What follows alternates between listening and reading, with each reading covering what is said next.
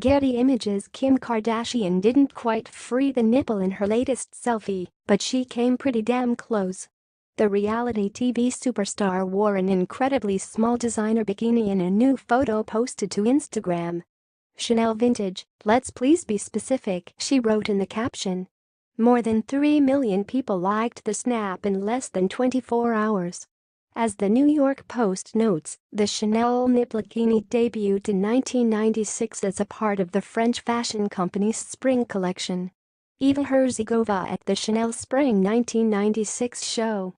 Getty Images supermodel Eva Herzigova modeled the same undersized garment on the runway that year. Kardashian also wore it earlier this week. Maybe the most revealing look Kardashian has donned recently, but there are plenty more sexy pics to be found on her Instagram feed. Here's a sampling. Kardashian models tiny Chanel bikini that you've got to see to believe.